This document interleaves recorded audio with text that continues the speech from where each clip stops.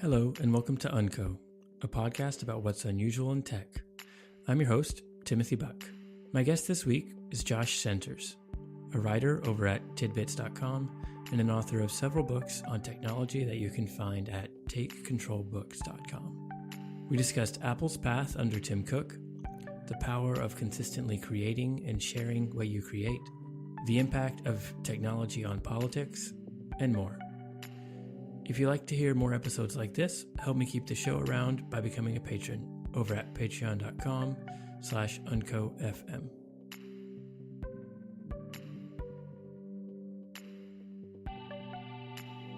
Hey, how's it going, Josh? How you doing? Man, they keep messing with Skype. I don't know what anything's at.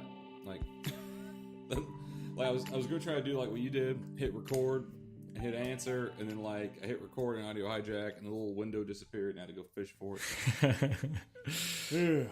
Yeah, it changes a lot. You know, one thing I noticed you shared the other day that Tidbits is now on Apple News. When did that happen? Oh, let's see. We're recording this. Oh, I don't want to spoil your podcast day. We're recording this on Friday the 13th, though. Yeah. And we literally did it yesterday, and that's why I mentioned it, because we literally did it the 12th. Oh, okay. Yeah, I mean, like, well, it takes a while to get everything approved, and this is all sort of part of our big infrastructure change. Like, we've recently changed everything about Tidbits, because all of our infrastructure was like 20 years old. like the website, like our CMS was coded by Glenn Fleischman in Perl. Oh, wow. And yeah, Perl's just it's a write once, read never language. I love writing in Perl. It's about the only programming language I've ever understood, but you can't read it after you write it unless you just document like every line of it. And it was just slowly falling apart. As Adam said, composting around us. The site design looked like something out of the late 90s. It was just, our email system was just, everything was just really super old and dilapidated. And I think it was really driving people away from the site, even though, we're acknowledged for having really good content. You'll see us linked to on The Loop and Daring Fireball and other such sites all the time. We really had to make a change. And so over the past year or so, this is actually intended to launch at the start of January. And of course, Apple News is another reason for this, because we couldn't do Apple News in our old format. So at the end of January, it was supposed to be sometime in January. It ended up being just a couple of weeks ago. We switched this new architecture, and it's all, instead of being custom built and all and self-hosted and all that, it's we built all in WordPress for the website. We use SendGrid for our email issue. Nice. Stuff like that. And it just became, the wisdom of a decade ago, which Tidbits was last redesigned in 2007, and the wisdom of then was build it yourself and host it yourself and own every bit of it, which is great in theory. The problem with that is that doing that stuff takes a lot of resources. And I'm literally employee number 3. Tidbits has been around for almost 30 years. I'm the third employee. Yeah. I've been there about 5 years now in a full-time capacity. So that gives you an idea about, the size and budget we're working with. And you also consider, sites like much larger sites with a lot more money, like CNN and TechCrunch. They use WordPress also. So it only made sense. And a lot of the bigger drawbacks of WordPress have been worked on over the years. The security is a lot better. The performance is still kind of lousy, but it's acceptable. And compared to all the problems we were having with our old system, it was well worth it. So the site looks a lot nicer now. We're able to support that native Apple News format because there's just a simple plugin for that. We don't have to do any special development or anything. And just everything's a lot nicer.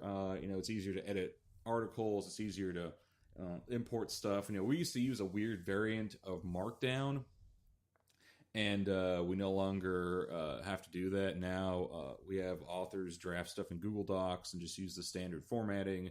and that copies over to WordPress just fine.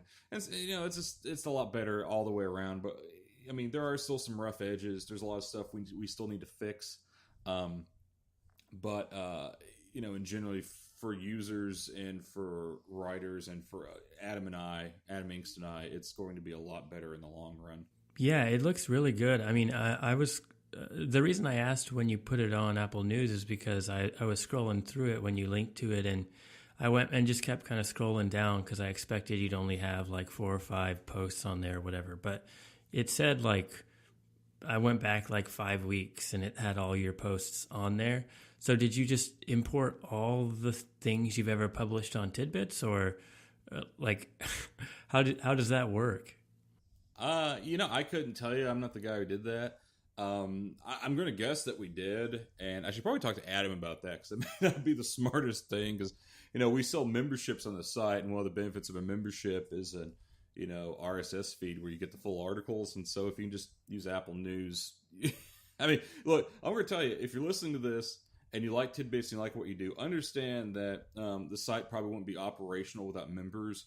So it's really, if you want the site to stick around, like we don't try to put a lot of paywalls and stuff like that and be really annoying. But the members, like for instance, my salary gets paid directly from the memberships. So if you come to tidbits.com, click membership, read how to sign up. It's different levels, but I mean, it's as cheap as $20 a year. So well worth it to support independent Apple journalism. But yeah, I guess it's just all the articles in Apple News. It's surely our archive goes back to about 1990. Yeah. Actually, it does go back to 1990. So I'm not sure if it goes back that far. Let's see. I just briefly looked at it yesterday because there's like so many changes going on. But yeah, it looks really good, doesn't it? Well, one of the interesting things too. So people may not know this about Apple News. So one of the requirements of Apple News is that every article has to have an image associated with it. Every article, and there's a lot of articles we used to not have any image. Like, oh, we don't need an image for that. Why waste people's bandwidth? But that's just sort of how things are going. Platforms and readers really want the visuals and stuff, and so now we kind of put like a semi-random featured image in there. Like if you look at if iPads were meant for kids, we got that little kid making the ugly face with an iPad there, and so yeah, you have to have that for like every article for Apple News. So that's but it looks good though, like and you kind of see why Apple insists on that. Yeah. I mean, I started my site going to Apple News at the very beginning when it was just like RSS based and they didn't have the Apple News format available to like anybody, but I think like the New York Times and like one other company had it. But yeah, and it was an interesting transition over to having to require an image. And I pretty much always publish with an image on my site anyway, so it wasn't really a problem. But it's interesting how Apple kind of changes the web in subtle ways like that, right? Like, because it seems like you can't find a blog post anymore that doesn't have at least like some sort of just random like image in it. The text only stuff is kind of rare. I mean, you still have it like Daring Fireball and the Loop and stuff, I guess. I don't know. Do they use? They probably don't use the native Apple News format, do they? Maybe they do. I don't know. This is actually. Let's see. Interesting. If you look through Daring Fireball and Apple News, they apparently pull over a lot of images from the linked files. So I guess that's the way around that. Oh yeah, that makes sense. I thought I remembered that. Like, does that mean he just like includes the image in that feed, but not on the regular like website or a regular RSS? That's a good question. You'd have to ask John about that. My guess, because see, we used with our old RSS feed with the old Tidbits, we would have like. So we have these things called extra bits, and it's our like goofy little way of saying this is an external link, and that would always pull in the images from wherever site we link to. So I think that's an automatic. Cool. Yeah. So, by the way, you and Eric are going to be like the only two people who care about the Apple News forum. Mostly Eric. Mostly. Yeah, I mean, I've used it for a while, but it's not my primary news source. Like for Eric, he spends his whole life in Apple News. Like it's crazy how he like has an iPad just for Apple News. Yeah, I don't know what his deal is with that. If you have him on the show, and God help you if you do, you really need to ask him. If people don't know who we're talking about Eric Young, and I guess he's kind of out of the. He used to be semi-anonymous, and he works for NBC, and he is. How do I put this? He is very high intensity. We used to have. Let's see, me and Timothy here. We know each other from a Slack that Zach Cheat Sheet. Zach Saichi. I can never say. His name. It's Saichi, right? Yeah, I'm pretty sure it's Saichi. I guess Saichi. Me and him are like real good friends. I still can't say his name. Yeah. So me and Zachary there. So we were all in this Slack, and Eric was in there too. And it was like being in locked in a cage with an alligator. Because Eric is very intense. Like if Eric, right, he's not as bad as he used to be. Apparently, Zach just called him up one day and just spent like several hours just sort of, I don't know, giving him a lecture and just sort of straightened him out. He's a lot better now. So, but Eric's he's a really nice guy. He actually came to San Francisco a couple times, and we met up for lunch and stuff. And he's similar in person, but yeah, he's a smart guy. He's just got a lot of energy and a lot of passion for his thoughts. Yeah. But this is something Zach and I worked on for a while because like we love Eric, and Eric's a really smart guy, and people should be listening to Eric because he was right on a lot of stuff before, and it took the rest of us a long time to catch up. Like one of the big things was Apple and services, right? Like he was one of the first people sounding the horn on Apple services stink. They need to change their policies on stuff. But no one wanted to listen to him. That was like 2 years ago. He would get a hold of you. Yeah. This is a couple of years. This is well before like anyone even sensed a problem with Apple, except for like Eric, and he was on top of it. But he's like Paul Revere, except imagine Paul Revere with like a chainsaw, and he bashes through your door and screams, "The British are coming! Okay, we're leaving." No, you don't understand. The British are coming. No, we're getting out, dude. No. Yeah. But he was right. And now it's interesting to see like a lot of the arguments that he made back then, and now more of like the traditional Apple blogosphere is making very similar points. Yeah. I mean, and that's sort of that was sort of the fun thing about being in that group, because I don't know how Zach acquires these people. Like he works in an arcade, and he gets all these really smart people together and talking, and it comes to a lot of interesting things. We're like a rat pack of sorts. I don't know what we'd call us.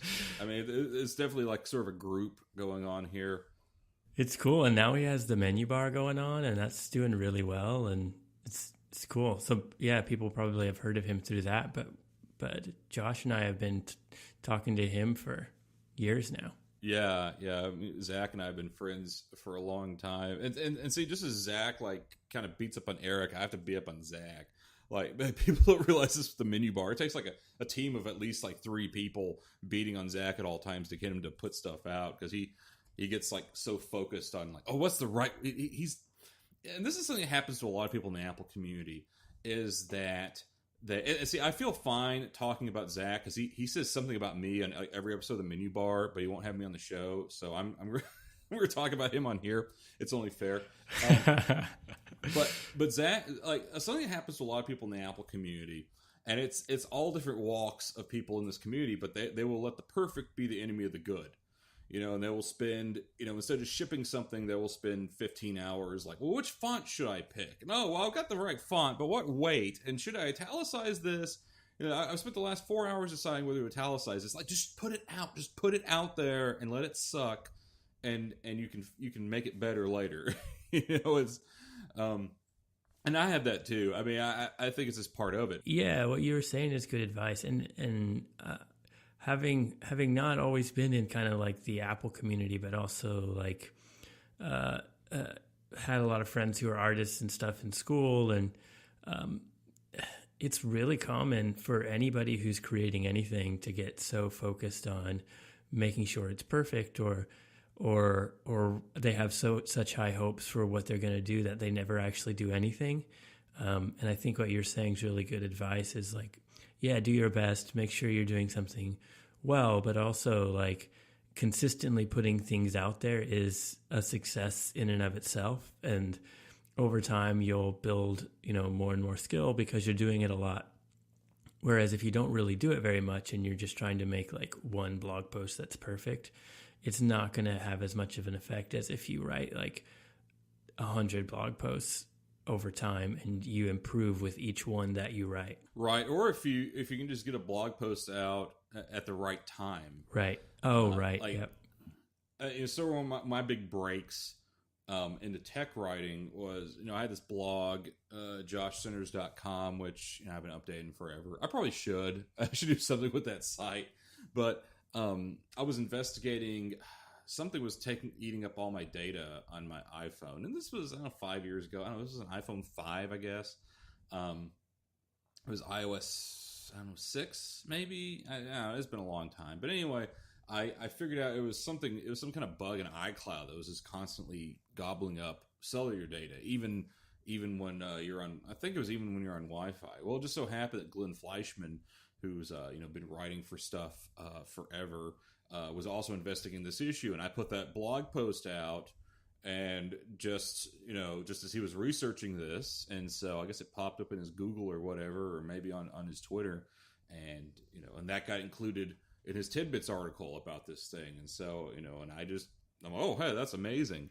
And so I just kept putting more stuff out, and eventually, that helped put me in contact with him, and that got me. He introduced me to Adam Engst and to some other people, and that's what pulled me, into this space. So, that's really the thing, and of course, this changes all the time. So it's a different landscape than it was, even 5 years ago. But that's just a universal truth. If you're not doing something, then you're not going to succeed at it. And some people struggle with something for years and it won't get anywhere with it. And some people be kind of like me, just kind of start into it and you hit pay dirt pretty quick. But you're not going to have a lucky break, and you're not going to have anyone open that door unless you're knocking on it. Yeah, I completely agree. And it also has to do with like what are your expectations? Are you like, for me, when I'm writing or podcasting, the goal isn't to go full-time doing this. Like, I have a full-time job as a product manager here in San Francisco, and I really enjoy my job, and I want to keep doing that, and like that's my career path. But this is more of like it's just something that I enjoy spending time with, and I feel like what we're saying is true no matter what your goal is. Like, some people's goal may be to go full-time doing a thing, like go full-time as a podcaster, or full-time as a writer or YouTuber or whatever. But there are a lot of people out there like me who, like, I really enjoy my day job, and I want to keep doing that, and that's my like primary career path. And this is more of like a secondary, something that I really enjoy doing, and something that I think like has benefits for my primary career, but is just it's another one of those things where like I never would be able to sit down with you here today, or be able to have had Ben Beharin or Stephen Aquino or any of these different people on the show if I hadn't been like consistently talking about this stuff on Twitter and writing about it and getting in that Slack group and talking with you all. And I don't know. I think it's definitely good advice to just like put stuff out there, do your best, but put it out there and be consistent. Yeah, you just got to do it. That's something I try to drill into Zach's head. I'm like, man, just put it out there. Like, oh, this episode isn't very good. Well, it's okay. They're not all going to be great. Here's something to think about too. Any TV show you watch, any movie director you like. Not every episode's going to be great. Not every not every movie a director puts out is going to be great. Everyone's got some duds, and everyone's got some bad stuff. I've put out some really crappy articles over the years. I like to think most of them are pretty good, but I look back at some of them and say, that was bad. And that's just kind of what you have to live with, as a creator. And it's good to polish things. It's good to have high standards, but you can't let that get in the way of shipping stuff. And if your deadline's Friday at 3:00, you need to push it out Friday at 3:00. That's when it's done. Yeah. I think that's good. And I really think that Zach's done a great job with the Menu Bar. I think it's a really good podcast. I enjoy listening to it. So I think. So for the Uncle podcast here, this is a podcast about podcasts. We're just going here and talk about other people's podcasts. No, yeah. So that's funny that's ended up being what we talked about. But no, yeah. So unco is actually it's a word that means unusual. And nobody really knows that that's what that word means, but it's an actual word, like in the dictionary. And so the concept of unco is to talk about what's unusual in tech right now, and that can be like the tech the world, like kind of like we're talking about the writers and podcasters who are talking about tech, but it could also be like I had a designer from like Etsy and MailChimp and come on, and he talked about like the stuff that they're doing in those companies to change the way that like design works in tech. And I don't know, it's kind of broad, but the concept allows for a lot of different conversations with a whole lot of different people, but even what we're talking about now fits. It's like what Zach's doing with the Menu Bar is something that's unusual in tech right now, and I think that's laudable. Yeah. I mean, and this is a space that really needs to be shaken up a little bit. The Apple community has always sort of had a groupthink issue, right? I mean, even when I first got into it years ago, 2012 thereabouts, when I started, kind of being recognized, it had the groupthink thing. If there was some app that came out and it wasn't that good, but everyone agreed to like it, that sort of thing. It's always stuff like that, but it seems like it's a lot worse now. And so I think one of the good things Zach is doing with the Menu Bar is, and Eric gets a lot of credit for this. This is why I mentioned Eric, because he's kind of the first guy to light the fuse in this bomb. Some people need to come out and say, Apple's sucking at some things. Not everything they're doing is great, and it's sort of unleashed, I don't want to say a tidal wave, but it's definitely put a crack in that wall, and there's some water seeping out now. And you got people like Bob Burrow and some other former Apple employees who are pointing out problems with Apple, and furthermore, we start drilling down some problems in the community itself. And now some of these folks are a little harsher on Tim Cook than I would be. I think we could do a lot worse than having Tim Cook at Apple. He's not even like close to the worst Apple CEO. But we could be doing better. And I think the real thing, the real unfortunate thing about Tim Cook at Apple, he is not a vision guy, and he wouldn't know a vision guy if he saw one. And he kind of hires or leans on people he thinks are visionaries, but they're not really. Not in the way Steve was. And Tim's all about, and I've heard this from multiple former Apple employees who've actually worked with the man, he doesn't like confrontation. And I think one of the things that made Apple so great was confrontation. Steve Jobs was a very confrontational guy. That's one thing about him that never changed. He changed a lot of ways over the years, but he was always like in your face, wasn't afraid to scream and cry, and very emotional. And I think that can create a toxic environment. It's a tough balance, but you have to have some kind of confrontation in a company. You have to have some debates going on to make a great product. That doesn't necessarily mean you run in a room and, rend your garments and start screaming and cursing and crying like Steve Jobs would do. But I mean, you have to have some back and forth. You have to have some debate and some disagreement, to really get the truth of the thing, and that's generally acknowledged, as the best way to get to the bottom of something, right? The Socratic method, even in like courtrooms, we have, two sides battling each other in a courtroom, it's that debate and that sort of fight that really brings great results. And the current Apple seems to lack that. And somebody has to be out there, with a hammer, hitting the door and screaming, that something isn't right. Yeah, I've heard that kind of like concept for a while about Tim Cook not liking for there to be any sort of conflict. And it seems to make sense, especially with some of the decisions he made early on in his career. But I wonder how he worked so well with Steve. Like, if he really doesn't like conflict, then why did Steve like him so much? That's a good question, ain't it? Yeah, I mean, because Steve chose Tim Cook to be his successor for a reason, and that means I don't think anybody's saying that Steve didn't have a lot of conflict around him constantly.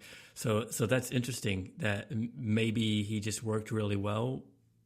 He works well in conflict, but now that he's in charge, he does what he can to prevent it. I don't know. I'm not, obviously we're not inside, but I just always thought that was an interesting, like, the story doesn't fully fit for me because he worked with Steve so well and Steve chose him to be the CEO. Like, on its own, it stands, but with that other little piece, it seems like we're missing something. Well, I think Steve looked at his bench, and so let's look at all the candidates here, right? Of course, you have Scott Forstall, in our little circle.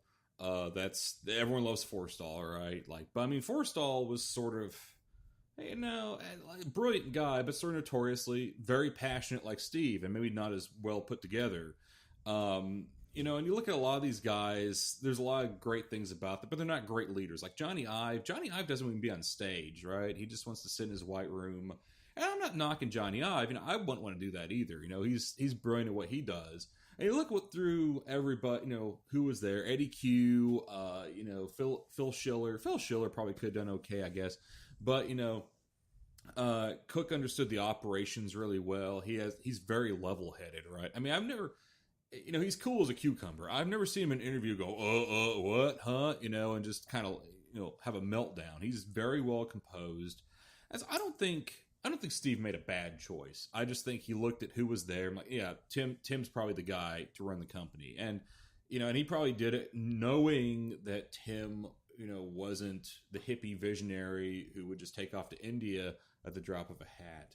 And so that's the thing, if you want another Steve Jobs, you'd really have to make one in a lab. It's almost like Captain America, right? Like, you don't have kids doing the kind of stuff Steve Jobs is doing today, taking those sorts of risks and just being sort of out there. And it's really just sort of an accident of nature that happens every century or so. It's not one of those things you just get every day. But I can tell you, as someone who's worked in a big company, Tim Cook is just a very conventional CEO. And what you see happening in Apple and what you hear coming out of Apple is, it's what most big companies are like. People have their little fiefdoms and they spend most of their time protecting their own, right? Like the managers protect their employees and they protect their budget and they protect their group.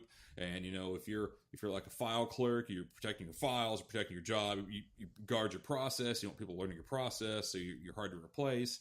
And that's sort of generally the defensive nature of your typical, mediocre company. And of course, Apple was never like that. Apple was like, if you're the janitor, you're locked in mortal combat with somebody, right?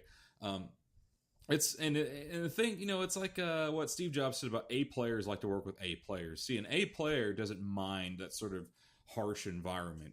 But B players, lesser players, they don't like that stuff. And that's I've had this experience, and I think a lot of people have had this experience. You have friends over the years that maybe you like them a lot, but if you want to get anywhere in life, you have to let them go, right? Because people who just are not that ambitious, or they just I don't know a really nice way to say it, but just people who just aren't very ambitious in life. They often find it's easier to drag you down to their level than to build themselves up. And so if you want to get ahead and get to the next level in your life or in your project or whatever, you just kind of have to leave them behind. And I've had to do some of that. I think a lot of people listening to the show who have this sort of interest have had to make those sorts of choices at some point. Well, here's a good example. Let's say you're someone with a drug problem, and you have a problem with opioids. If you got a bunch of friends who are into that stuff and you want to get clean, you have to get away from those friends, right?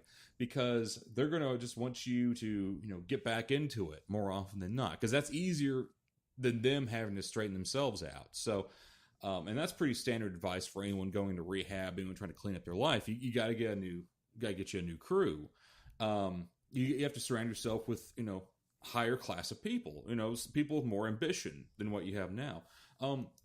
And so that's really the problem I think you have with Apple, and you just have a lot more B players and C players and A players. And, once they start coming into a company and making their little fiefdoms and, building a wall around themselves, that's hard to break up. That's kind of the problem Microsoft has now, right? Because Microsoft is very much about the fiefdoms, right? And it's about that ranked system and about, and it set everyone on the defensive, everyone build walls. It's like medieval England in there where you're having some feudal lord fight with some other feudal lord every week. And so Satya Nadella is trying really hard, to fix that. Boy, that's a hard thing to root out once it's there. So, I'm sure people in Apple are thinking about this, and I wish them the best of luck because it's a hard problem to solve. Yeah, it's really interesting. I'm sure. They're still putting out some really good stuff, so they definitely have a lot of A players as well, especially in their silicon. And they just hired that the AI and search guy from Google. I forget his name. Seems like he's probably an A player.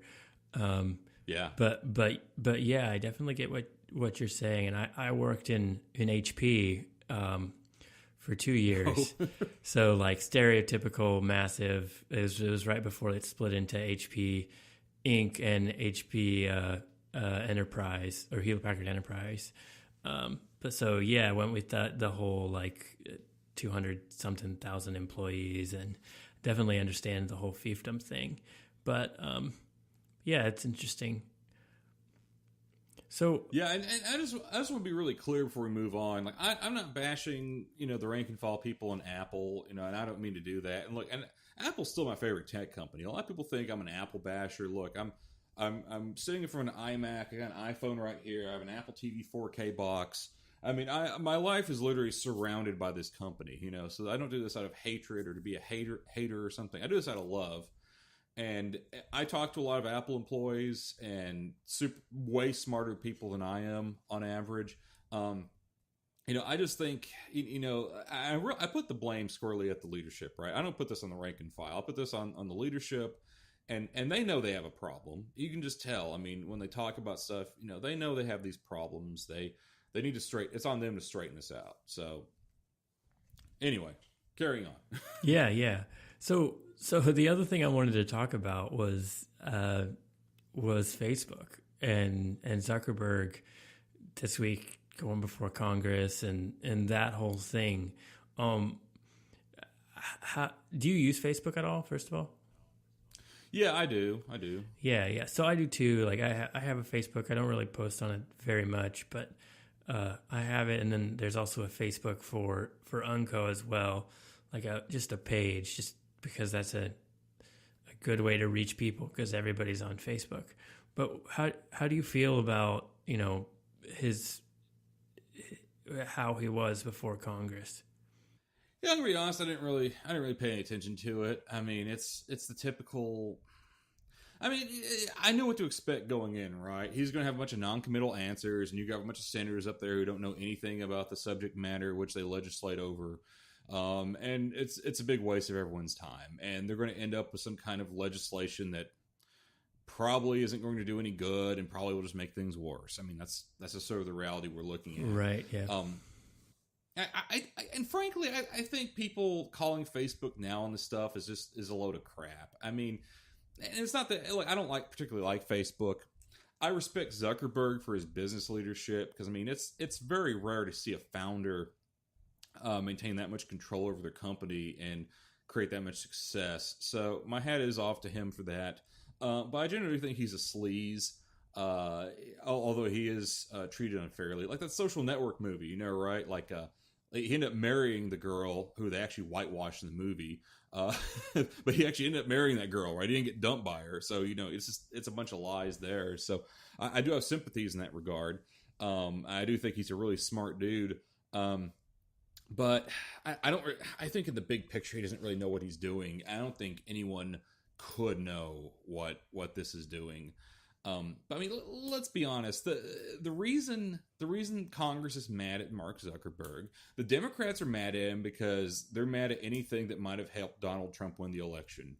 I mean, just anything. You know, if somebody made the tires for his airplane, they're mad at that because of Donald Trump. I mean, they're just mad. The Republicans are mad at Facebook over what they see as Facebook singling out conservatives for censorship and such. Like I almost loathe to bring this up, but the whole Diamond Silk thing came up during the congressional testimony. And for people who don't know what I'm talking about, it's these two black ladies who make YouTube videos, and they were like huge Donald Trump fans from like day one. You know, huge supporters of his, and they were banned from Facebook recently. I think the reason given was like Facebook said they were unsafe. They basically likened their group, their channel to like terrorism, like ISIS. And you know, I've watched some of their videos, and you know, I don't make a habit of it because I find them super irritating. But I wouldn't call them terrorists, you know. But this is just sort of where we're at, you know, on the internet and as a society. And I mean, really what's going on here, you know, in the big picture is, you know, you have two extremes, you know, one the right, one the left, veering further and further toward authoritarianism, and sooner or later they're going to collide, and they're already colliding in a lot of ways. Like Facebook's just one of them, and Facebook's kind of caught in the middle of this. And Facebook isn't innocent; they're doing lots of sleazy things, like collecting all this data on you and selling you out and all this. But ultimately, they're a pawn in this stupid game between two extremes that are probably going to destroy this country. Yeah. I think it's interesting to think about how, and maybe this would have happened without Facebook or different types of social media, but I think there is an interesting line there on whether or not the way social media is set up to, like, each of these social media organizations are incentivized to show you what you want to see, and so you see more of what you want to see and less of what you don't want to see, and that is causing what they've been saying for a couple of years now are these like filter bubbles, where if you're a Republican and you go on Facebook, you see one thing after some sort of an event happens, like or like, I don't know, like Donald Trump says something and it gets all over the news, and you'll see one thing all over your Facebook feed. And then a Democrat will log into Facebook and they will see completely different everything. And I don't know if it, I mean, obviously it can't be blamed for all of the you know, divergence in our country right now. But I think it definitely has, like, because of the way social media is, the incentives of social media lead to breaking people apart into distinct groups, and those distinct groups are getting further and further from each other, and it's kind of like this cycle effect where those groups only see what they're seeing, and so they view the other side as like completely illogical, completely like terrible humans, right? Because it's no longer somebody that they like see the face of, because they're not really interacting with those people as much anymore, at least online. And I don't know, it leads to this demonization of the other side, no matter which side you're on of any issue. And And I agree. I think it's not good for our country. But I guess the other thing to add is this is not only happening in the United States, which is why I think it may be exacerbated by social media and the way it's set up. Like this is happening in the UK, this is happening in Germany, this is happening in different parts of Europe. It is interesting to see how these tools that were built to ostensibly bring people together, and the internet, which many people were thinking would be this utopia, is really just amplifying human nature. And that can be amplifying it for good with a lot of like the really cool stuff that everybody can agree is like really good with, I don't know, like raising money for cancer research or these things where they do like the ice bucket challenge or whatever. And they raise a whole bunch of money and help research something that everybody wants fixed.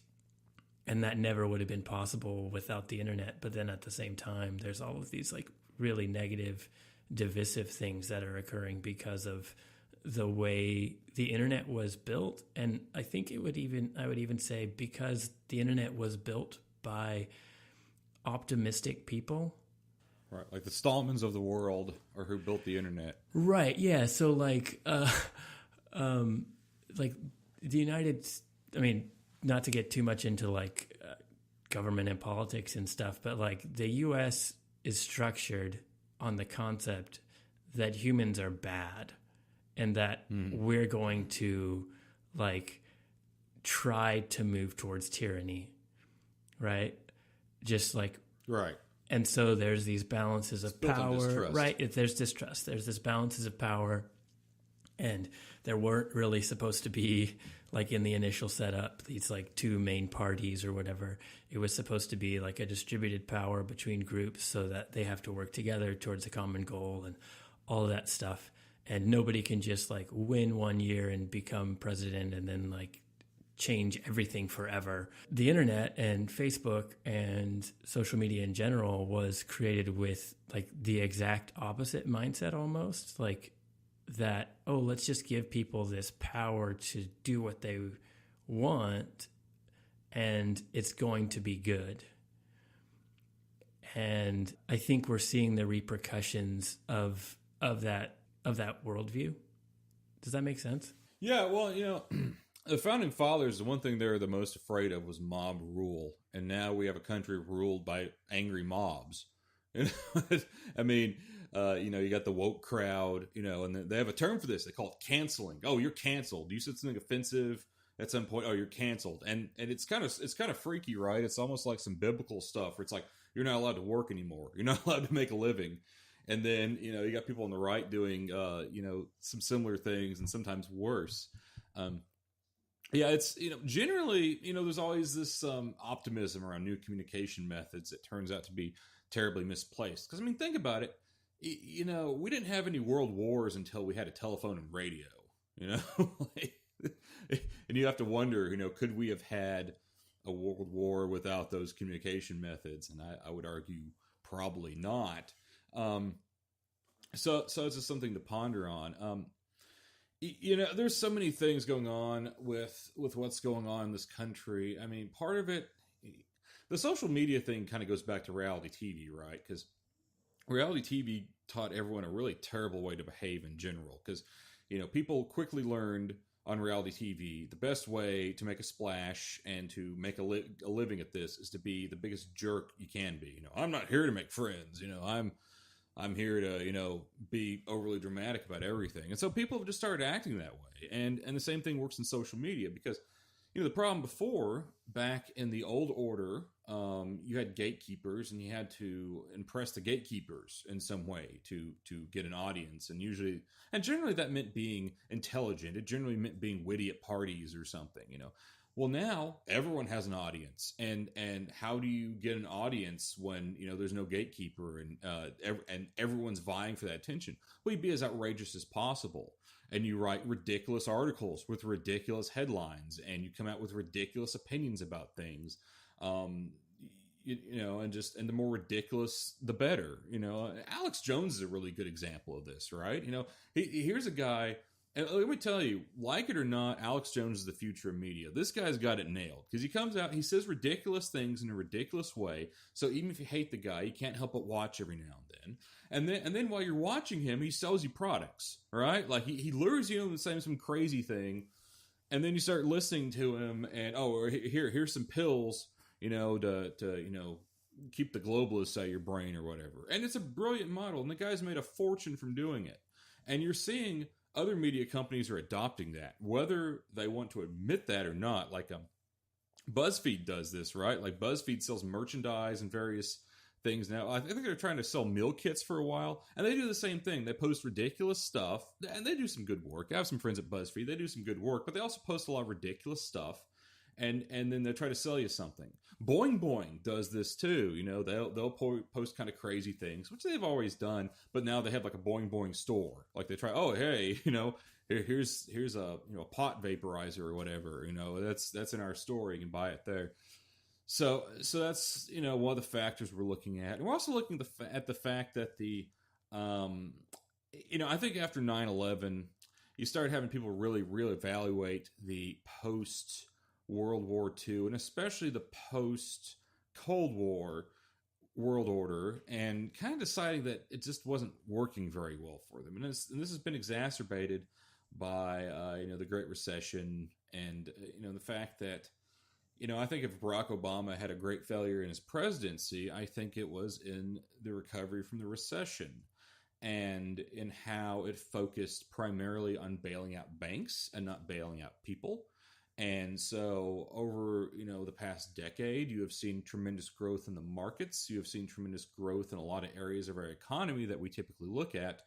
But, you look beneath the surface, you look away from the coastal areas, and people are suffering and people are literally dying. The life expectancy for many people in the United States fell under the Obama years. And so, when that's happening, it's hard to tell them that, oh yeah, things are going great. Yeah, sure, you don't live as long. You're dying, but things are great, and you should go along with the status quo. And then here comes along Donald Trump, who is the perfect man for the moment. Here we've been trained by 20 years of reality television. Go out there and be bold and vulgar, and here you go, Mr. Reality TV himself. And he challenged the working order, and and you can debate about how legitimately he won. I don't want to get into that. That's a whole thing in and of itself. But and that's kind of how we get to this point. And now we've gotten to this point where, and I'm going to be real honest, I've said something like this for years, and I've noticed as I've said it over the years, people take me more and more seriously. I think at some point, some sort of conflict in this country, I'm hesitant to use the term civil war, but because I don't think there's a very clear line, but I think some sort of very nasty conflict is inevitable. And because I just don't see how we're going to come back. 50% of the country hates the other 50%, and you now have half the country will never see the president as legitimate, right? Because so you had generally people on the right, maybe a little bit more respectful to Obama than some of the people on the left have been to Trump, but generally not very respectful, right? And a lot of people saying some very nasty things and generally not taking him as legitimate, and this dates back to Bill Clinton, really, right? But that's a whole nother thing. But now, so you have, probably at least half the country now doesn't see Trump as legitimate. Well, okay, when their person gets in there, the people who liked Trump probably going to see them as legitimate. And it's like a revenge thing, right? So, and that's the thing. People in our political system, it's no longer about finding good solutions that help people. It's more about revenge fantasy, right? Like a lot of the stuff both sides push isn't so much because it'd be good for the country. It's because it's going to tick off the other side. It's going to trigger the libs, or it's going to the Drumptards are going to hate this. It's going to be something like that. So I don't see how you recover from that. Without some kind of miracle. We live in a country now that's ruled by angry mobs and doesn't see the elected authorities as legitimate, and we have no legitimacy. We have no authority. How do you govern this country? I couldn't tell you. Yeah, I don't know, man. I don't know. So I always round out the show with a question. What is one thing that you find unusual in tech right now? Oh, it'd be harder to tell you what one thing I think is normal in tech. Um, I'll tell you. I guess I don't know about unusual. I will tell you something that disturbs me about tech, and it I think compared to years past, it's unusual, and that's technology used to be the internet used to have a very sort of what I would call libertarian culture, right? And over the past, especially in the last year, but over the past few years, and this decade in particular, it's moved to more authoritarian. It's went more from free speech is worth protecting to, oh well, free speech isn't going to get the things accomplished I want to get accomplished, so we have to control everything. And so there very much seems like there is a lot of people out there wanting to figure out how to control the internet and to control it to meet their own ends. And the it's funny because when I was a kid, and I was not one of the what you call one of the popular kids in school. The internet was my escape from the real world, and anymore, the real world is my escape from the internet. And so my fear is that and I guess this has really been happening for years, but you used to have companies like Google and Reddit and Twitter who they seem like they at least pay lip service to the idea of a free and open internet where people could share and exchange ideas. And now it's more like we need to shut out the ideas that we don't like, and we need to prop up the ideas that we do like. And it's totalitarian and it's frightening. And even if I'm sure there's a lot of people listening to this and thumbs downing and spitting or whatever. But here's the thing is, even if those sort of authoritarian methods support your worldview now, they can turn against you very quickly. And when you have something or some entity with that level of power, it can flip on you very fast. And we've seen that multiple times throughout history. Yeah, I think that goes back to this concept of like the type of people who are creating the internet. Typically,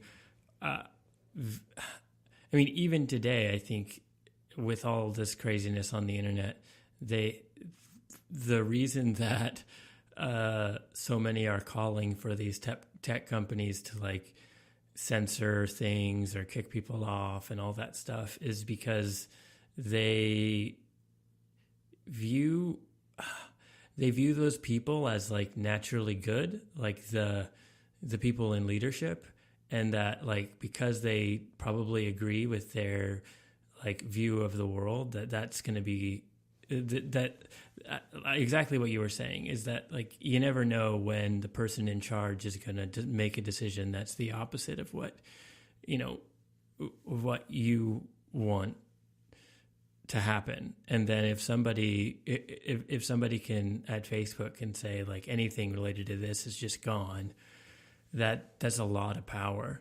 And the second a government makes a decision to say, hey, we can like tell Facebook what to do, or we can tell one of these other companies what to do, that gets really scary. Right, and that's one of the things that, and I guess I'll just finish off with this, and it's one of those things that just kind of drives me nuts because you have all these people that's they keep saying Donald Trump is the next Hitler and all this, and they don't, but then they want to give him more power. They want the government to tell these tech companies what they can allow and not allow. I'm like, do you not realize that you're giving, you're very likely giving this guy you think is Hitler the power to do all this stuff, and I just wonder about that. Like, are your intentions what you say they are? I mean, or are you just not thinking? Because you seem like a smarter person than that. So, and there's so many things. It's like, you don't trust the government, but you want to give it more power. Which is it? Which is it? Yeah. So and it's just more the reason I don't have a lot of hope for fixing this thing in my lifetime, because people aren't making any sense right now. It's, it's like, read some of those Bible stories where it just seems like everyone just kind of loses their minds, in a nation, like when Moses comes off the mountain and all the people are dancing around a golden calf, with no clothes on. You're like, what?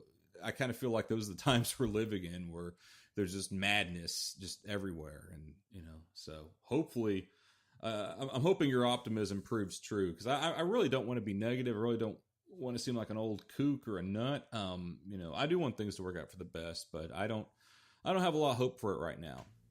Yeah, I think the only thing that continues to give me hope is that, like, throughout history, there have been times like this where everyone thought nothing was going to work out. And then, like, something happened, it changed, maybe not all for the best for everyone, but, like, I don't know. I think, like, the trend in history has been positive towards more people living longer in better circumstances with more comfort and, generally more rights around the world to, live a life that is comfortable and safe. And if you look in the weeds, there's a whole lot of nastiness at every time in history, but the general trend is positive, and that's kind of what I'm focusing on. Yeah, and the thing with that, I agree with you, but there's generally a trend, and we're kind of getting into Steve Bannon territory here, the whole fourth turning thing, but generally you have a rough patch before things really get better, right? Things like, for instance, last century, things were looking really bad until the Japanese bombed Pearl Harbor, and then it looked really, really bad, right? But then, they came better out of that. It sort of hardened us. And, you look back at the 19th century, and there was a lot of chaos leading up to the Civil War and a lot of chaos after. And generally, I think things were better after that, although, that wasn't exactly smooth sailing, to put it lightly. So, I mean, you always have sort of these moments, it seems like, and I generally agree with that theory, without necessarily wanting to, make it a reality myself. But I mean, it just seems like things kind of fall apart and they really get bad. And then we sort of take that as an opportunity to fix things and move on. So I don't know. The next 10 years are going to be super interesting, and I mean, for that matter, the next 4 years are going to be super interesting. Yeah. What happens if the president is impeached? What happens if he wins a second term? What happens if things in Syria keep escalating? There's so many fuses lit right now, so many ticking time bombs. It does lead one to wonder. And this whole Russia thing, and I don't want to get too far into that, but I don't see relations with them improving anytime soon. I just see them getting progressively worse. And oh yeah, by the way, we both have nukes, and we spent most of the 20th century trying to not nuke each other, and it seems like we're closer to an actual conflict now than we've ever been. So, where does that go? Just a lot of things that I'm not feeling super good about right now. Well, this is going to be a depressing episode, but I think it was a good conversation overall. A lot of good thoughts in there. So where can people find you on the internet? I'm on Twitter at jcenters. It's JCENTERS. If you want my tech articles, which are generally relatively sane, you can go to tidbits.com and our nice newly designed website. And for my books, which we didn't get into discussing, it's takecontrolbooks.com, and I've written books on iOS, Apple TV, and most recently home automation. Oh, yeah. I was going to bring that up, but we ended up talking the whole time about other stuff. I'll definitely link to that in the show notes. And you guys can find Unco on Twitter at _UncoFM. And you can find me on Twitter at TimothyBuckSF, or my writing over at timothybuck.me. Thanks so much for coming on the show, Josh. Thanks for having me.